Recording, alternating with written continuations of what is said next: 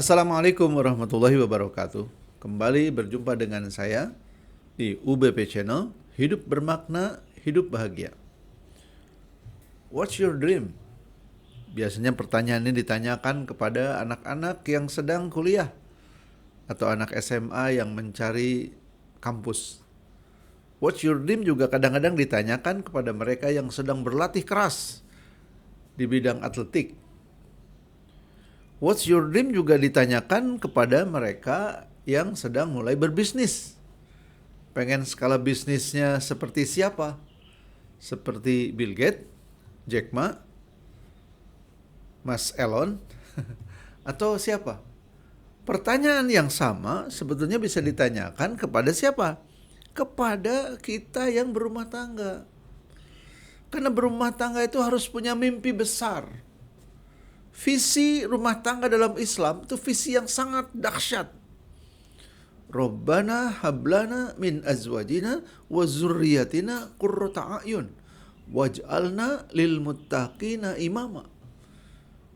Berumah tangga itu diajarkan visinya sedemikian besar, sedemikian hebat, sehingga kemudian kita menjadi tahan uji ketika menjalaninya penuh dengan kesulitan. Tanyakan kepada mereka yang mau jadi anggota Wanadri. Saya ketemu dengan Abah Iwan, Wanadri senior. Sampai hari ini pikirannya masih Wanadri. Tanyakan kepada mereka yang mau jadi anggota Wanadri bagaimana mereka siap menempuh perjalanan yang sangat sulit. Menempuh bahaya. Mendapat stres yang begitu hebat. Dan mereka begitu bahagia ketika kalung syal Wanadri itu dikenakan. Tanyakan kepada para taruna di akademi-akademi militer, bagaimana mereka siap mendapat tekanan fisik dan mental. Karena cita-citanya menjadi seorang perwira militer. Tanyakan kepada mereka yang sedang bersusah payah di kampus-kampus yang besar, bagaimana anak-anak itu siang malam mengerjakan tugas. Targetnya cum laude. Kalau bisa IPK 4. Dan mengejar beasiswa. Yang bisa mengantarkan mereka sekolah di kampus-kampus impian. Bukan hanya di dalam negeri tapi sampai di luar negeri. Jadi mimpi besar itu bermanfaat agar menjadi semacam bahan bakar yang tak pernah habis. Kalaupun kita menjalani rumah tangga dengan kesulitan, kita sangat tahan. Kenapa? Kita punya mimpi yang besar. Memiliki pasangan dan anak-anak yang menjadi qurrata a'yun. Pasangan yang soleh, pasangan yang soleha. Dan kita tahu itu bukan sesuatu yang diberikan begitu saja, tapi diperjuangkan. Allah takdirkan kita bertemu dengan pasangan kita. Tapi kemudian Allah berikan lahan berjuang agar kita bersama pasangan kita tumbuh menjadi orang-orang yang soleh. Menjadi orang-orang yang saling membahagiakan. Menjadi orang-orang yang saling melengkapi. Litaskunu ilaiha wa ja'ala bainakum mawaddata wa rahmah. Memiliki pasangan yang soleh ada sebuah perjuangan. Kapan itu terwujud? Mungkin pada 50 tahun pernikahan kita. Bahwa pasangan kita betul-betul soleh. Seorang wanita harus menunggu puluhan tahun agar dia bisa menyaksikan suaminya melaksanakan sholat.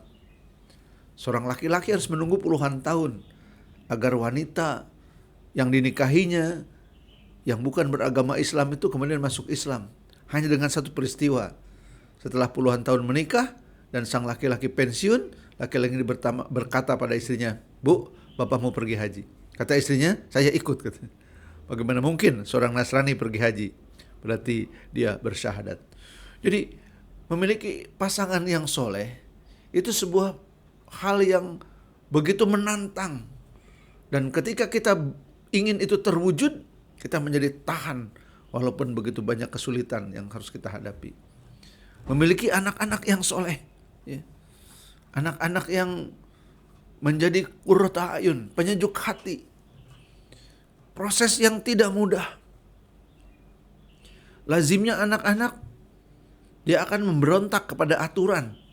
Kita menyebutnya nakal, padahal mereka hanya sedang menguji Apakah aturan yang kita terapkan itu konsisten atau tidak? Orang tuanya mengatakan hanya boleh nonton TV pada hari Sabtu dan Ahad.